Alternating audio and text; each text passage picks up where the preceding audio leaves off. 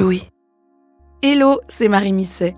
Pour les 3 prochains épisodes, je vous propose de découvrir une nouvelle série d'émotions. Bruno Luce et Basile Rose ont enquêté sur les émotions des hommes, et même plutôt des jeunes hommes, dans une période où les modèles masculins changent et où le masculinisme devient de plus en plus prégnant. C'est passionnant et effrayant. Dans ce premier épisode, on va tous à la salle, apprendre à être efficace avant tout. Bonne écoute. Vas-y, lève la main. Lève plus haut maintenant. La question, c'est pourquoi tu t'es pas donné à 100% dès le départ. Un jour, Instagram nous a proposé ce genre de vidéo. Et si tu veux te donner à 100% dès le départ, commente One et je t'envoie plus d'informations pour transformer ta vie grâce aux réseaux sociaux. Et on a commencé à se les envoyer entre nous. Il y a des gens qui sont capables d'aller en soirée, se droguer et se bourrer la gueule, mais qui sont pas capables d'aller s'entraîner. Mais qui sont ces merdes qui n'atteindront jamais leurs objectifs? On s'appelle Basile et Bruno. On est nés dans les années 90. Les réseaux sociaux sont apparus quand on était ados. À l'époque, on cherchait nos groupes préférés sur MySpace, on exhibait nos vies sur Skyblog, et si on était vraiment ouf, on se poquait sur Facebook. Traduction, on est vieux. Et les réseaux sociaux ont vieilli avec nous. Comme on a assisté au début du web 2.0, on a vu passer plein de trucs débiles. Alors quand on s'envoie sur Instagram des vidéos de mecs qui font des morning routines à base de bain d'eau glacée, c'est dans le même esprit. Le LOL. C'est parti pour le challenge 30 jours de douche froide. On se sent vachement adulte. Nous, ça nous touche pas. On a du poil au menton. Ce qui nous fait marrer, c'est de voir des gars jouer les gros bonhommes derrière leur écran. Mais cette culture du LOL, c'est la face émergée d'un iceberg beaucoup plus sombre. Celui des contenus masculinistes, dont on entend beaucoup parler. Une étude publiée en 2024 par l'Université de Dublin distingue 3 grandes catégories.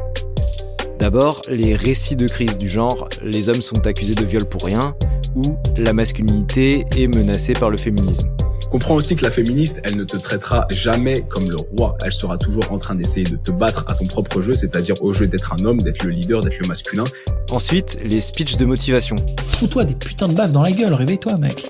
Te laisse pas aller. Qui vont de « si tu bosses dur, tu iras loin » jusqu'à l'idée que les femmes et les hommes ont une expérience profondément différente de leurs émotions. Enfin, les contenus anti-études de genre qui prônent une logique soi-disant biologique. La priorité, c'est la puissance. Si t'es puissant, tu survis et t'auras toujours le temps de devenir bienveillant. Les hommes sont faits pour se battre, par exemple, ou les hommes veulent se marier avec une femme vierge et coucher à droite à gauche. Bon, là vous n'avez qu'un petit aperçu du gloubi-boulga idéologique véhiculé par les contenus masculinistes. Ils forment une nébuleuse, dont les contours sont difficiles à cerner.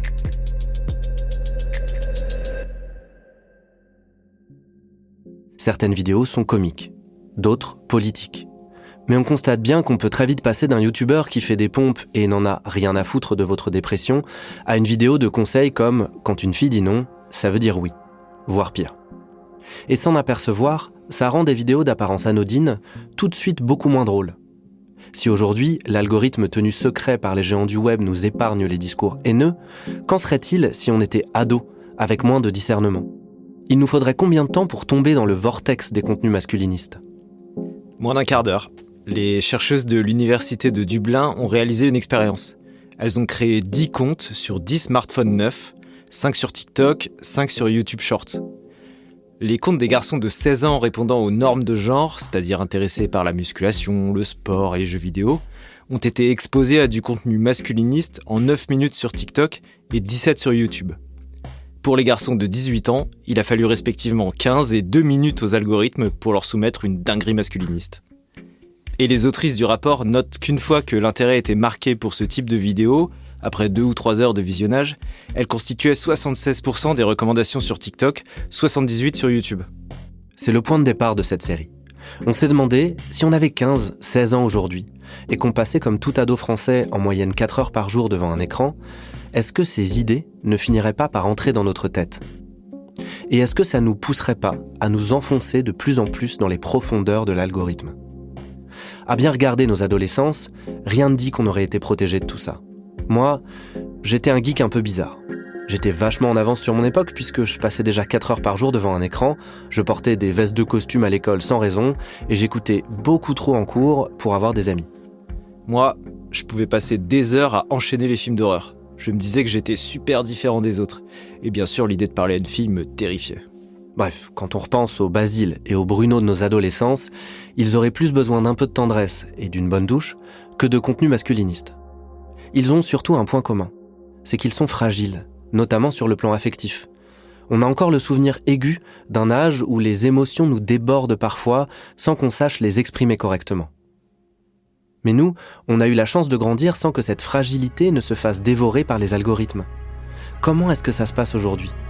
Que font les réseaux sociaux des doutes, des angoisses, de la vulnérabilité des garçons ? Pourquoi se laissent-ils happer par des promesses absurdes et kitschissimes de succès, de force, vantées par des influenceurs ? Pour répondre à ces questions, on s'est dit qu'on allait tendre notre micro aux ados et aux jeunes hommes d'aujourd'hui des deux côtés de l'écran, ceux qui créent ces contenus et ceux qui les consomment. Je suis Bruno Luce. Je suis Basile Rose. Bienvenue dans Des mecs solides.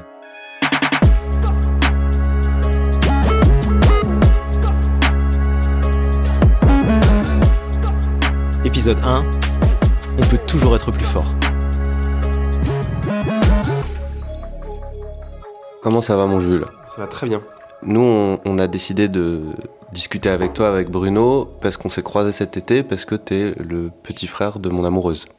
Il y a aussi ça, quand même. Oui, c'est vrai, oui. Qui est ce qui nous lie. Je suis beau-frère.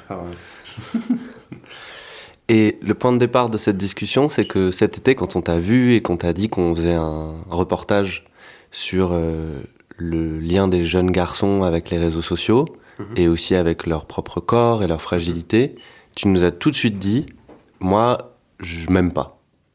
Quand il nous a sorti ça pendant les vacances, ça nous a un peu étonnés. Parce que Jules, il a tout pour réussir. Il est beau, intelligent, issu d'une famille aisée. Bon, en vrai, il parle peut-être un peu vite. Je me suis longtemps pas apprécié, notamment mon corps. Ma tête, ça va et ça vient. C'est-à-dire qu'une fois de temps en temps, je tolère. J'ai ma copine qui, heureusement, me rappelle tous les jours qu'elle me trouve beau, mais je le comprends et je l'entends, mais juste, je le vois pas tout le temps. Et j'ai beaucoup de moments où je me supporte pas. Alors, c'est peut-être de fait lié à ma capacité de travail. C'est-à-dire que je sais que, typiquement, là, le fait d'avoir raté la fac pendant ma L2, ça m'a fait avoir une forte baisse de mon estime de moi-même. Et du coup, ça m'a rendu laid à peu près à tous les niveaux à mes yeux. C'est pour ça que durant l'été, à raison, on parlait du lien à son corps, du rapport à son corps, je me suis mis à la musculation parce que je me trouvais maigrichon tout en ayant un peu de gras. Je me trouvais pas très beau, c'est-à-dire j'étais athlétique parce que malgré tout j'ai des jambes et j'ai un corps qui est entretenu par définition, mais je ressemblais pas à ce à quoi je voulais ressembler. On s'interrompt une seconde. On vous avait prévenu, Jules parle vraiment très vite. Mais il faut le décrire. Il fait 1m85, il a des yeux noisettes, une bouche dessinée et des épaules larges. Quand il dit maigrichon, il faut imaginer un garçon qui aurait clairement sa place dans un film hollywoodien. Mais le truc, c'est qu'en redoublant, il doit assumer le premier gros échec de sa vie. J'avais honte par rapport à mes parents parce que, primo, c'était les premiers à m'avoir dit qu'ils voyaient que j'étais en train de rater mon année. Ils avaient raison, j'ai le seum. Ils l'ont vu venir, ils m'ont prévenu, ils ont tout essayé pour me faire travailler pour pas que je rate mon année. Et j'avais un grand sentiment de déception. Puis malgré tout, la vie avec ça coûte cher, donc je m'en suis beaucoup voulu par rapport à ça. Si bien que les fois où je me suis un peu engueulé avec eux, je me suis retrouvé à m'engueuler tout seul parce que eux ils étaient juste en mode qu'est-ce que tu vas faire quoi, juste réagis. Et j'étais en mode engueulez-moi, je vous fais perdre des sous et j'ai raté mon année alors vous m'avez prévenu, je suis qu'un con, voilà. C'était beaucoup de colère au début. Et après j'ai passé mon été à travailler pour faire des sous. Et ensuite j'ai sorti tout ça par la salle, sachant que le travail c'est du travail physique, j'étais livreur, je portais des frigos et des lave-linges. C'était très physique, j'avais une volonté de me dépenser. Donc je faisais 8h, 18h et je sortais le soir, j'allais à la salle, je rentrais à 22h, j'étais mort. Et voilà quoi, c'était un rythme intense. L'effort physique, c'est peut-être l'une des stratégies de régulation émotionnelle les plus efficaces. Plein d'études ont montré que l'effort physique diminue l'anxiété, la dépression et au contraire renforce la stabilité émotionnelle et la confiance en soi. Alors on a voulu creuser avec Jules, voir quelles étaient les émotions qu'il exprimait et celles qu'il refoulait à travers sa pratique intensive du sport. Le petit problème, c'est que ça donne rien. Jules, autant quand il parle de tout et de rien, il utilise des termes comme « conséquemment » ou « ipso facto ». Autant quand il s'agit de mettre des mots sur ses émotions, c'est la panne sèche. Il détaille les exercices qu'il fait à la salle, il parle de sa copine, mais jamais de ce qu'il a dans le cœur. Moi, il y a quelque chose qui me frappe, c'est que Basile te pose frontalement la question de quelles sont les émotions que tu ressens, et t'as pas véritablement répondu sur tes émotions. T'es parti tout de suite sur de la technique, sur ce que tu faisais concrètement. Mais qu'est-ce que tu ressens ? Pour moi, tout est un fouillis d'informations. C'est même pas un nuage, c'est des lignes qui s'entremêlent, mais en permanence et de manière extrêmement dense et complexe. C'est-à-dire qu'on peut faire ce qu'on veut, on peut tirer sur la ligne, à la fin il y aura toujours qu'une boule qui ressort. Et donc à moins que ce soit encore une fois des moments marquants qui du coup éclaircissent la chose, viennent soit couper la ligne ou venir donner un coup de couteau au milieu et du coup ça coupe tout et tout se raffine et se distingue, en général j'arrive pas à mettre de termes sur ce que je ressens. Compliqué. Tu penses que t'es fragile, toi ? Oui. Ouais, beaucoup même. Sur beaucoup de sujets. Surtout en fait, je suis vacillant. Cette fragilité, quand tu te sens fragile, qu'est-ce que tu fais pour te sentir mieux ? En fait, alors, soit je fais la méthode simple, je fais l'évasion par les jeux. C'est beaucoup les jeux vidéo. Pendant toute ma croissance, c'était les jeux vidéo, c'était ma fuite pour ne pas avoir assumé ce qui se passe. Et sinon, c'était la compensation. C'est-à-dire que c'est pas d'évacuer, sauf quand c'est vraiment très très physique, c'est-à-dire que de la frappe par exemple, de la boxe ou autre. À ce moment-là, c'est l'évacuation, mais sinon c'est la compensation. C'est-à-dire que je vais pas me dire je vais me vider, je vais me dire je vais faire autre chose pour rééquilibrer. Je suis tellement fragile que mon côté cartésien vient compenser ça. Tu vois, c'est toujours cette manière de compenser. C'est-à-dire que pour éviter la fragilité, je reviens à un point de vue cartésien pour me dire ok, 1 + 1 = 2, ça c'est sûr, ça bougera pas. C'est pas vacillant. Typiquement, la muscu, ça va pas aujourd'hui. J'ai fait une bonne séance, j'ai bien senti ça, c'est très technique, j'ai bien senti ça. Ok, c'est bon, j'ai passé une bonne séance, la journée est à peu près rééquilibrée. Rééquilibrée. Pas mieux, rééquilibrée. Jules est loin d'être le seul à soigner sa fragilité par la muscu. Surtout dans sa tranche d'âge. 19% des 15-24 ans pratiquent le fitness ou la muscu, selon une étude du Centre de recherche pour l'étude et l'observation des conditions de vie.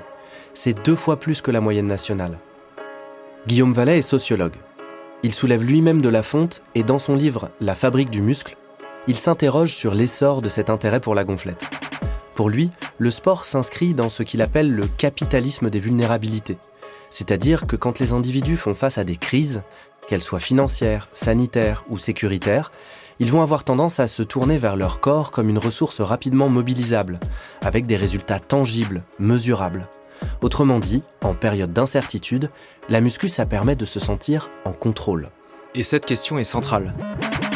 En tant que garçon, on nous demande très vite de tout contrôler. Je me souviens que quand j'étais gamin, on me disait de pas pleurer. C'était mal vu de jouer avec les filles, il fallait être le meilleur en sport. Et c'est pas simplement du ressenti. En 2009, un article publié dans la Revue européenne de psychologie appliquée étudiait les différentes stratégies de régulation émotionnelle entre hommes et femmes. Résultat, en France comme aux États-Unis, les hommes ont plus tendance que les femmes à réprimer leurs émotions. On nous apprend cette stratégie dès le plus jeune âge. C'est ce que décrit Carol Gilligan. Dans ses travaux, la psychologue américaine montre que dès l'âge de 4-5 ans, les garçons apprennent que pour être un vrai mec, il ne faut pas trop se dévoiler, se montrer vulnérable, mais au contraire fort, indépendant. Ça a conduit à ce que Carol Gilligan appelle une rupture de la voix. Les garçons ne disent plus vraiment ce qu'ils ressentent et ont un besoin accru de contrôle. D'où le fait que quand ça ne va pas, ils ont plus tendance à aller à la salle que de pleurer un bon coup. On est tous d'accord pour dire que faire du sport, c'est bien. Très bien même. Mais maintenant, les gros muscles sont partout. Même nous, à force de voir des publications sur Instagram, à force de voir des amis changer de corps, on voit bien que notre rapport à notre propre image a changé. Et on a cédé. On s'est aussi inscrit à la salle. Ouais, enfin moi, je suis inscrit, mais j'ai vite abandonné. Je sens bien que c'est pas un environnement pour moi, ça manque de l'aspect ludique qui m'amuse dans les sports collectifs par exemple. Et puis bon, je me suis vite rendu à l'évidence que je suis bien incapable de faire grossir mes pecs. Moi, je me suis forcé au début. Et puis petit à petit, au fil des mois, j'ai vu l'évolution et j'y ai pris goût. Le problème, c'est quand ça devient intensif, obsessionnel. À quoi est-ce que ça sert ? Est-ce qu'on doit tous devenir énormes et secs pour avoir confiance en nous ? C'est une masculinité qui est dominante, non pas au sens où la majorité des hommes représentent cette masculinité, mais qui est culturellement dominante. Et ce qui est culturellement dominant aujourd'hui, c'est justement cet archétype des hommes forts qui font de la gonflette, qui ont plein de conquêtes féminines et qui notamment sortent avec des femmes qui sont relativement soumises. Aude Rivoal, sociologue au Centre d'études sur l'emploi et le travail et au Centre de recherche sociologique et politique de Paris, nous explique que la masculinité évolue d'une époque à une autre. D'où la différence entre les modèles de nos parents, les nôtres, et ceux des ados d'aujourd'hui. Mais la masculinité, ce n'est pas la même chose que la virilité. La virilité, c'est un système de valeurs, c'est un idéal de performance, de courage, d'autorité, de violence, qu'elle soit physique ou verbale, alors que la masculinité, c'est plus une manière de se présenter en tant qu'homme, et en fait, tous les hommes ne sont pas virils. Ce qui fait qu'on peut décorréler ces deux termes de masculinité et de virilité. Et dans la masculinité dominante actuelle, la virilité a repris une place centrale. Alors la virilité telle qu'on la voit aujourd'hui, qui est portée par des personnages assez caricaturaux, comme un Trump ou comme un Poutine, c'est vraiment la virilité dans ce qu'elle a de plus caricatural, et donc dans l'éloignement de tout ce qui peut paraître féminin, faible, ou tout ce qui ne relève pas de la force ou de la violence, ou de l'autorité. Moi, j'ai jamais été très viril. Les Schwarzenegger ou les Vin Diesel, ça me faisait plus rire qu'autre chose quand j'étais môme. Sauf que maintenant, n'importe quel homme semble devoir s'entraîner comme un G.I. Joe. Il y a toujours eu une masculinité hégémonique, donc un modèle masculin dominant. En revanche, la forme que prend cette masculinité hégémonique, elle évolue dans le temps. Et là, on a un retour de bâton sur une masculinité très caricaturale qu'on ne connaissait pas forcément avant. Par exemple, si je prends l'exemple du secteur de la tech, un Bill Gates dans les années 2000, qui était un homme avec une masculinité vraiment très asexué, un nerd qui faisait valoir plutôt ses compétences techniques, a été remplacé par un modèle de masculinité viriliste à la Elon Musk et puis à la Zuckerberg qui montre justement cette évolution des masculinités. Le modèle, c'est donc être le meilleur, se distinguer de la masse en étant le plus homme des hommes, le plus fort, le plus riche. Mais dans cette position, comment on peut être compris, avoir des amis, partager ses doutes ? Ce qui nous frappe en écoutant Jules, c'est combien il est seul pour affronter son échec. La honte l'empêche presque mécaniquement de s'entourer de copains, de leur avouer que c'est pas facile, qu'il se sent nul. Nous non plus, à l'adolescence, on parlait pas facilement de ce qui n'allait pas. Plus tard, on a compris que c'était différent chez les filles. Il y a même des films qui montrent l'autodénigrement dont elles peuvent faire preuve. Vous avez vu les hanches que j'ai ? Arrête, moi c'est mes mollets, on dirait des poteaux. Vous au moins vous êtes fine en haut, moi j'ai des épaules de camionneur. Mes cheveux n'ont aucune tenue. J'ai la peau toute huileuse. Moi j'ai le petit doigt de travers. Une scène comme celle-ci, elle serait inimaginable entre garçons. Jules et son pote, tout ce qu'ils ont fait, c'est pousser de la fonte ensemble pour s'endurcir. J'ai mon ami qui fait beaucoup de salle depuis 3 ans et qui m'a beaucoup conseillé, c'était mon coach pendant 3 mois. Et ça m'a beaucoup aidé parce que je me suis construit un corps qui ressemble plus à ce que je veux. Je suis en chemin, mais déjà je me tolère beaucoup plus qu'avant. J'ai juste envie d'être athlétique, d'être efficace. Tu parles d'avoir un corps efficace, ça veut dire quoi ? Efficace pourquoi ? Efficace en termes de motricité, c'est matériellement parlant, c'est-à-dire qui marche, ne pas galérer quand je dois porter quelque chose, porter quelqu'un, ma copine notamment. Je lui fais monter mes 4 étages pour rentrer chez moi. Tu portes ta copine quand tu rentres chez toi ? Quand elle a la flemme après ces 6 heures de travail au resto, il y a des moments où elle me demande de la monter en haut des 4 étages, donc oui, je la monte. Et j'ai envie de pouvoir faire ça sans être mort à la fin, ce qui est déjà le cas, donc ça m'arrange. Est-ce qu'être un homme, donc, c'est savoir porter sa copine sur 6 étages et porter des charges lourdes ? D'où la question. Ok. Non, pas nécessairement. Non, c'est pas. Je pense pas que ce soit un besoin d'homme. Je pense que c'est juste moi. J'ai envie de pouvoir le faire. Jules, il a 20 ans et il a déjà peur de ne pas être efficace. Moi, à 20 ans, je cherchais surtout à être efficace face à des dragons sur World of Warcraft. Moi, je crois que c'était la bière que je voulais efficace et pas chère. Moi, adolescent, je me souviens, j'étais avec quelques amis, on n'allait pas franchement très bien, et alors on écoutait du disco. Michael Stora est psychanalyste et spécialiste des réseaux sociaux.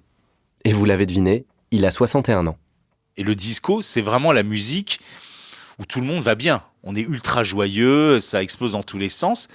Et j'avais des copains qui, finalement, peut-être au bout du compte, allaient mieux, et eux écoutaient de la new wave, où c'était vraiment, on les appelait les corbeaux, c'est-à-dire ils cultivaient le spleen adolescent. Et je crois qu'ils allaient mieux. Donc c'est vrai que, ou alors on a la stratégie de tout va bien, je vais bien, ou je refuse, ou je vais me surmuscler, ou je ne sais quoi, ou alors j'accepte de traverser ce spleen adolescent, j'en fais quelque chose. C'est ce que je dis souvent à mes patients, c'est que paradoxalement, prendre conscience qu'on est fragile et qu'on aurait besoin d'aide, c'est plutôt très courageux. Un ancien bodybuilder, Mike Menzer, dit lui que la musculation, c'est avant tout une recherche de soi, pour soi-même. Il s'agit de se confronter à ses limites pour progresser. En fait, ce serait un peu comme un biais détourné et socialement acceptable pour un garçon de faire l'expérience de sa fragilité. Internet et surtout Instagram aussi beaucoup plus a mis en avant la question du corps et d'un corps souvent idéalisé. Et ce corps idéalisé devient finalement une véritable norme qui donne l'impression, qui donne à voir la question du bonheur et du bien-être. Donc évidemment que la musculation, comme peut-être du côté des filles à d'autres niveaux, malheureusement la médecine esthétique, deviennent des nouveaux antidépresseurs. Donc c'est ça la problématique, c'est comment est-ce qu'on accepte aussi, je disais, dans le travail intérieur, de traverser ces périodes d'inquiétude, d'angoisse. Quand on avait 10 ans, en 2002, Tobey Maguire en Spider-Man avait un corps musclé pour l'époque. Si on le compare au Thor ou au Superman d'aujourd'hui, il ressemble à une crevette. Ok. Maintenant, sur les réseaux, n'importe quel ado dopé à la créatine semble faire 2 fois son poids. Mais qu'est-ce que cette obsession du corps fort dit des émotions des garçons ? De leur fragilité, de leur solitude ? Alors je m'appelle Geldi Zara, j'ai 15 ans. Je fais de la muscu depuis 1 an et demi maintenant, en salle de sport.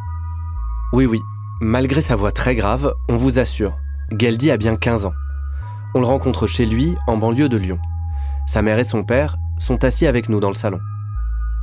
Ce qui m'a donné envie, c'est mon père surtout. Quand je voyais où il a pu aller avec ce sport et le physique qu'il a eu, j'ai voulu faire pareil, avoir un gros physique moi aussi du coup.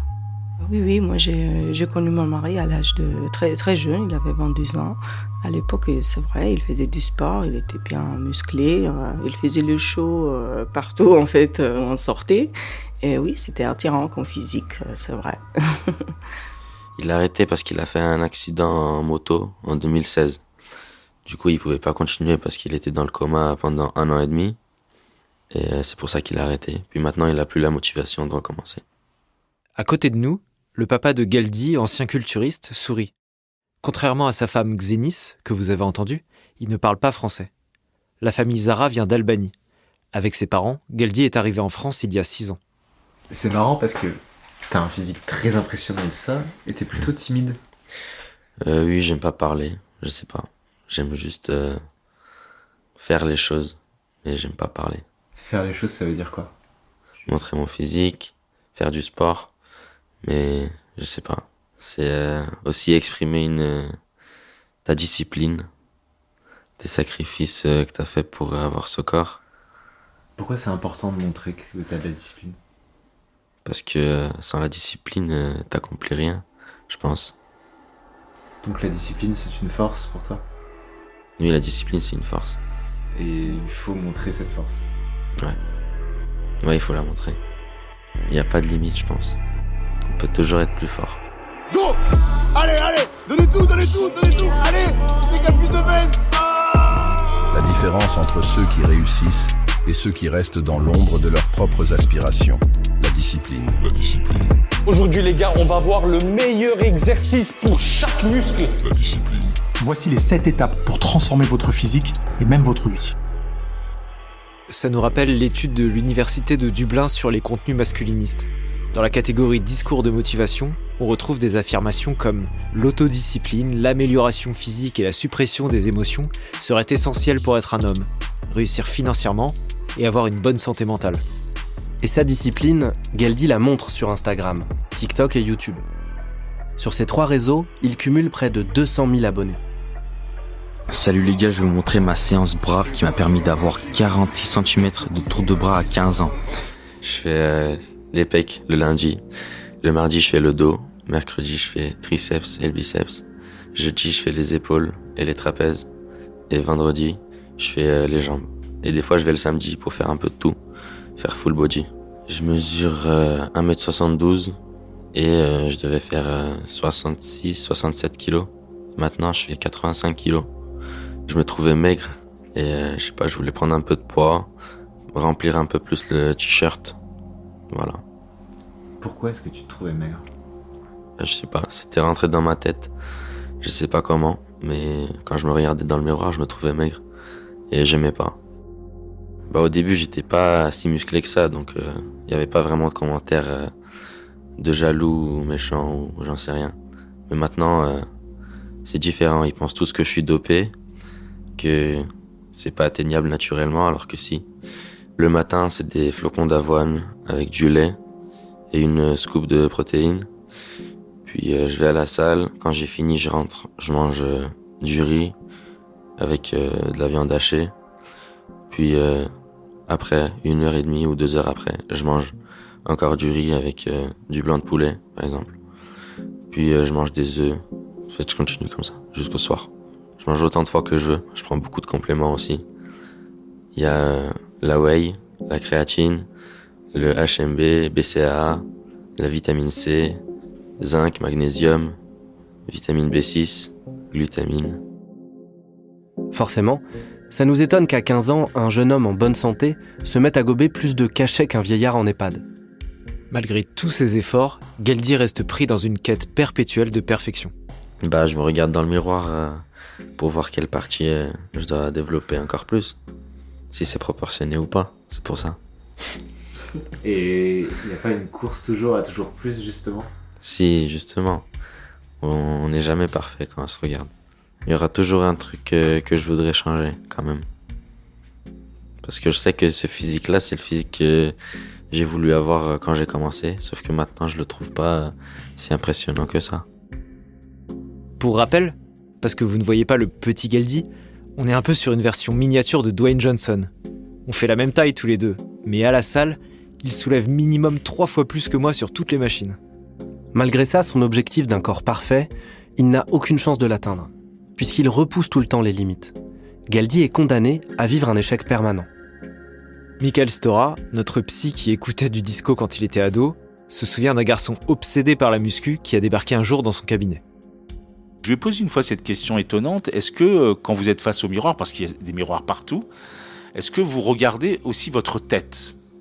Et là, il s'est rendu compte, il m'a dit jamais. Et vous savez, le psychanalyste lui s'interroge sur le fait que le premier des miroirs, c'est le visage maternel. Et que donc on voyait bien que cette quête d'un corps musclé, c'était une manière en même temps d'échapper à une dimension du petit garçon. Et donc c'est vrai qu'on voyait bien comment chez lui, par exemple, cette fragilité-là faisait qu'il faisait appel à la musculation comme une manière de compenser profondément une faille, un fantasme inaccessible par rapport à ce qu'il pensait avoir un corps musclé. Dans nos fils Instagram, on a des vidéos de looks maxing, dans lesquelles des influenceurs vont jusqu'à se tapoter la mâchoire à coups de marteau pour la faire gonfler et la rendre plus carrée. À une époque, vous avez aussi enlarge your penis, donc le fait d'avoir un sexe qui soit le plus important. Donc on est dans quelque chose où la démesure, finalement, permettrait véritablement de combler quelque chose qui serait inquiétant pour la personne. C'est terrible à dire, mais plus des personnes vont avoir ce type de comportement, que ça soit même à un niveau des muscles, sauf si on en fait vraiment son métier, ou comme ça les mâchoires, ou je peux imaginer, plus ça viendrait révéler ou trahir la très grande fragilité de ces personnes. C'est ça que moi je perçois plutôt, c'est-à-dire, voilà, c'est au fond, qu'est-ce que ça vient compenser derrière? Qu'est-ce que ça vient dire de l'impossibilité pour peut-être ces garçons d'accepter aussi une forme d'impuissance? On masquerait donc notre intérieur fragile par un extérieur fort. Mais c'est quoi les émotions qu'on travaille quand on va à la salle? Qu'est-ce que ça permet de mettre en corps plutôt qu'en mots? Pour Jules, ça a été la colère, la honte d'avoir raté son année. Et une fois elle était terminée, comme par magie... Est-ce que je suis encore en colère ou pas? Pas vraiment. Ma copine a beaucoup apaisé ça. À son retour, parce qu'elle était partie pendant 3 mois au Japon, donc on a fait relation à distance. Moi, j'avais un besoin de déverser parce que je la voyais pas, on parlait peu parce qu'il y avait 7 heures de décalage. Du coup, j'avais vraiment du temps à utiliser. Et ensuite j'avais envie de déverser ce que j'avais en moi, qui était plus intense à ce moment-là, y compris ça fait 3 mois, ça, c'est un peu, le temps a fait son effet, ça s'est un peu passé. Et puis là, je me suis retrouvé du coup avec elle et c'est beaucoup plus paisible. J'ai moins besoin de m'acharner sur moi. Elle est là pour m'assurer, y compris la fac a repris, donc même si j'ai de la colère, fatalement j'y suis, il faut que je le fasse, donc j'ai pas le choix, donc ça sert à rien d'être en colère. Quand elle revient, pouf, plus de colère, donc plus d'urgence d'aller se défouler. Et ça recoupe exactement un concept des sociologues américains Dylan Vergara et Angelica Ferrara, le man-keeping. C'est une charge émotionnelle qui incombe aux femmes hétérosexuelles. Puisque leur compagnon ne se confie qu'à elles compensent de manière disproportionnée le manque social des hommes, bien souvent au prix de leur bien-être et de leur temps. Pour vous donner quelques chiffres, une étude du Pew Research Center montre que 74% des Américains interrogés, hommes comme femmes, se confient à leur conjoint pour obtenir du soutien émotionnel. Mais seulement 38% des hommes se réconfortent auprès d'un ami, contre 54% des femmes. Le pire, c'est que Jules, des amis, il en a. Sympa, ouvert, à l'écoute. Mais parvenir à leur exposer cette fragilité, c'est pas évident. Et pour être honnête, c'est aussi notre cas. Bien qu'on soit amis, proches, on se rend compte en écrivant ce podcast que ça nous demande beaucoup plus de travail de parler de nos difficultés entre nous qu'avec nos copines respectives. Dans le prochain épisode, on va essayer de comprendre pourquoi est-ce que les hommes ont tellement de mal à être vulnérables en amitié. Et pourquoi la culture néolibérale dans laquelle nous baignons est la grande responsable.